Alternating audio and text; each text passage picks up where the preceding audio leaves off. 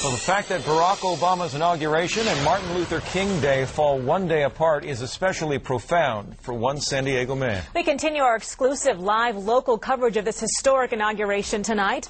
Elex Michaelson joins us now with more on this man's pretty amazing story. Hi, Elex.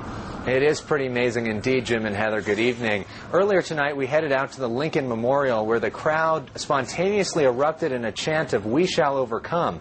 It was an homage both to the former civil rights leader Martin Luther King and his "I Have a Dream" speech, and the future president and his inauguration speech tomorrow.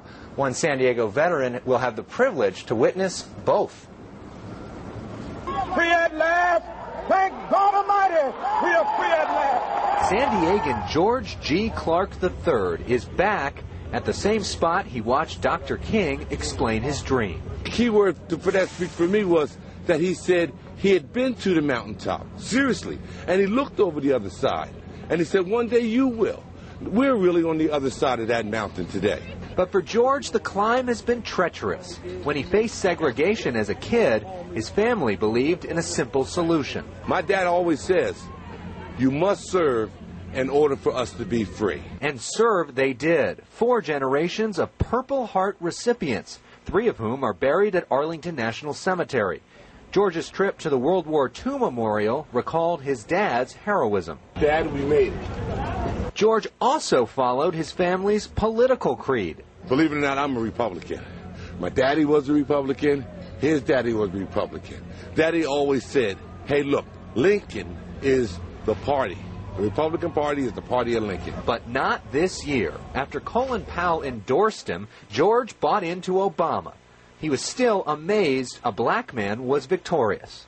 Obama, president, breaks what is known as the glass ceiling, the stereotype that is always going to be a white man in charge. After all that, there was no doubt that George was going to come right here to the spot where Barack Obama will be sworn in as the President of the United States. I went right down to the Amtrak station the next morning and booked all these reservations to travel the country just to see the pulse of the people. George traveled the country for the last 3 weeks to document in pictures America's evolution. We talked to them in their backyards. We went to the churches, white and black, Filipino, Puerto Rican, Asians in their restaurants. Everyone seems to say we finally crossed that bridge. A fulfillment of a dream he heard so long ago. Black men and white men, Jews and Gentiles, little children all coming together. Thank God Almighty, we're free at last. Now, George will begin his inauguration morning tomorrow with a trip to Arlington National Cemetery to pay tribute to his father. And if you're interested in seeing his pictures from around the country, you can do so by going to our website. Just go to sandiego6.com for extensive inauguration coverage.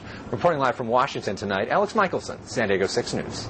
Elex, thank you so much. We sure do have to hand it to Elex Michaelson and our Jenny Hamill, who have been out there, I think, since Saturday or Sunday, putting in long hours, I think just 19 hours today alone. So thanks to them for our live exclusive coverage out there. You have to realize it's pushing 2 a.m. where they are. Yeah, and they have a long day tomorrow as well. Well, we're glad to have them.